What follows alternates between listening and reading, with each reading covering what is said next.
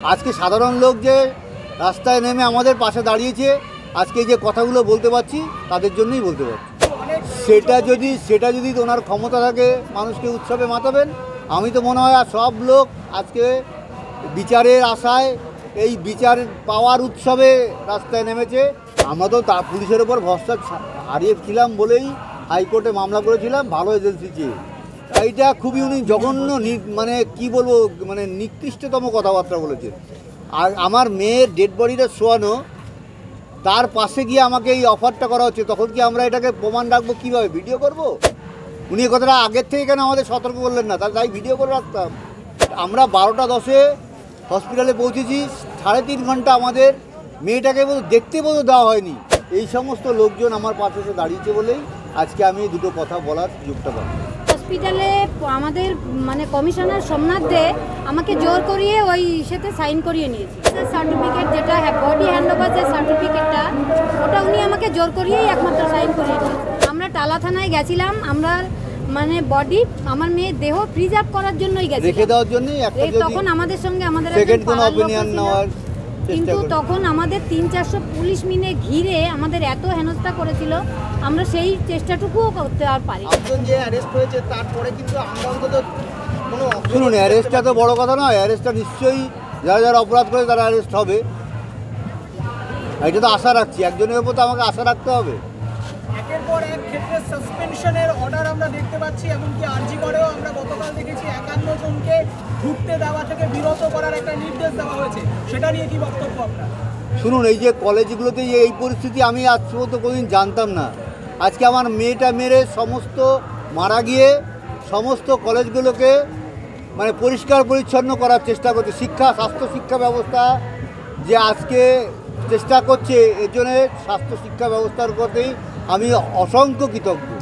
এই ঘটনা যদি আরও 1 বছর কি 6 মাস আগে ঘটনা হতো, নিশ্চয়ই আমার মেয়েটার সঙ্গে এরকম একটা জঘন্য অপরাধ ঘটতো না, আমার এটা বিশ্বাস।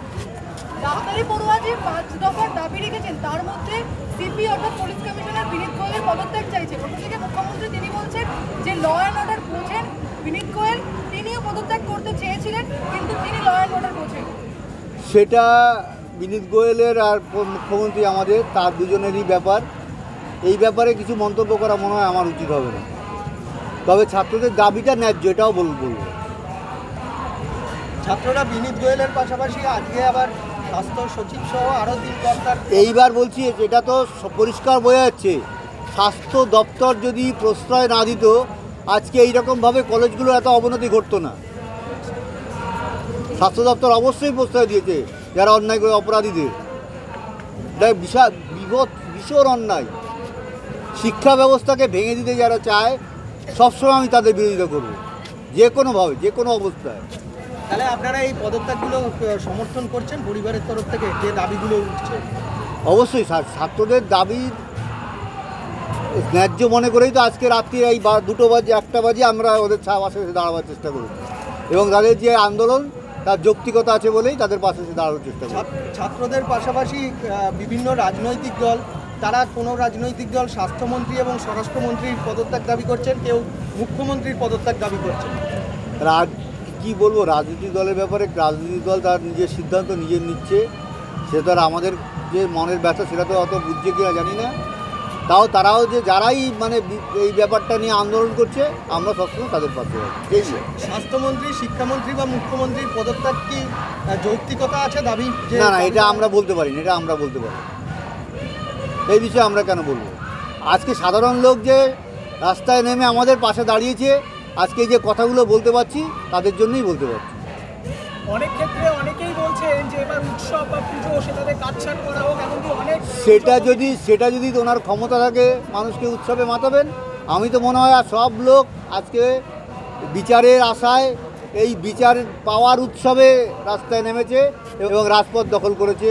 এবং আজকে যাদের বলছি, কয়েক হাজার ছাত্রছাত্রী ডাক্তারি পড়ুয়া যাদের স্বাস্থ্য ব্যাপারে পরিষেবা দেওয়ার কথা, তারা আজকে রাস্তায় এসে বিভিন্ন দাবি দাওয়া নিয়ে আন্দোলন করছে।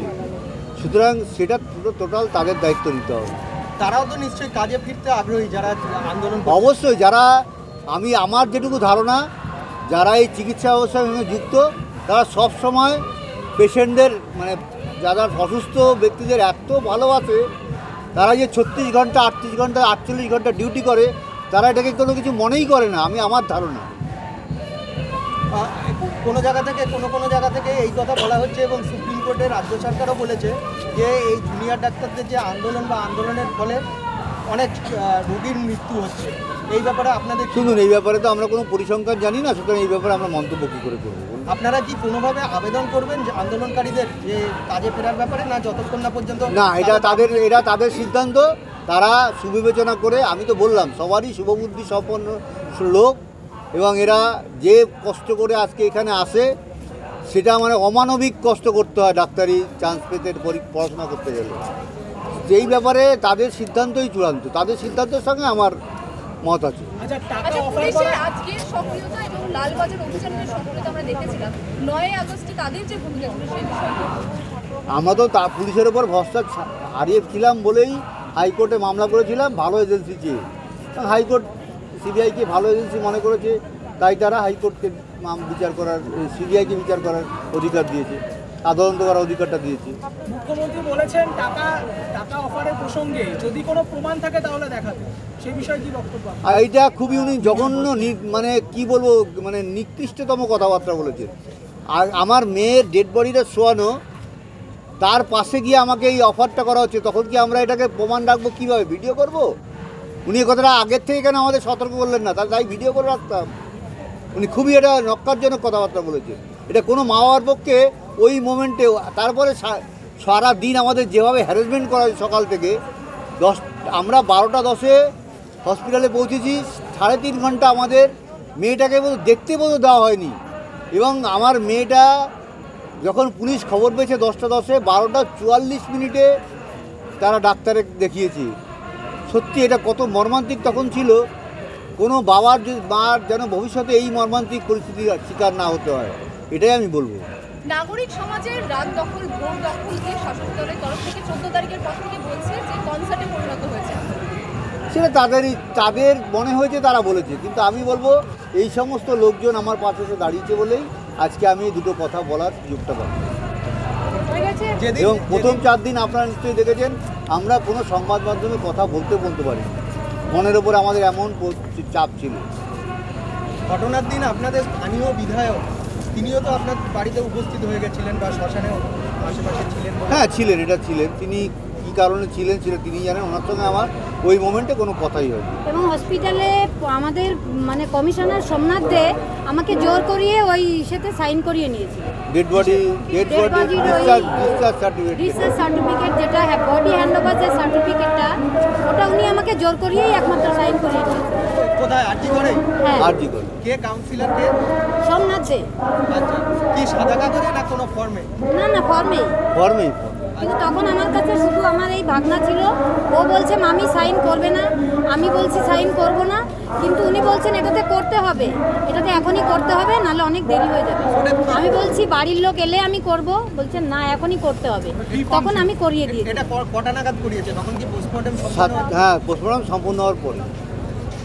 পোস্টমর্টেম এবং বডি নিয়ে তো যা আপনারা দেখেছেন, বডি নিয়ে তো উধাও হয়ে গেল। আমরা গাড়িতে, আমাদের নিজেদের গাড়িতে উঠলাম এবং সেখানে আমার করুণ আর্তনাদ যায়নি। আমরা টালা থানায় গেছিলাম, আমরা মানে বডি আমার মেয়ের দেহ প্রিজার্ভ করার জন্যই গেছিলাম, রেখে দেওয়ার জন্যই। তখন আমাদের সঙ্গে আমাদের সেকেন্ড কোনো অপিনিয়ন নেওয়ার, কিন্তু তখন আমাদের 300-400 পুলিশ মিলে ঘিরে আমাদের এত হেনস্থা করেছিল, আমরা সেই চেষ্টাটুকুও করতে আর পারি। আমার বাড়ির সামনে 3 থেকে 400 পুলিশ সই করিয়েছে। হ্যাঁ, যে বডি হ্যান্ডওভার কাগজ, এটা মানে ওদের কাছে হ্যান্ডওভার হয়ে গেল। হ্যাঁ, এটা কোনো উদ্দেশ্য ছিল নিশ্চয়ই, সেটা তারা জানে না, আমরা কি করে জানবো বলুন। বাংলা হান্টের আরো খবর দেখতে নজর রাখুন। বাংলা খবর মানেই বাংলা হান্ট।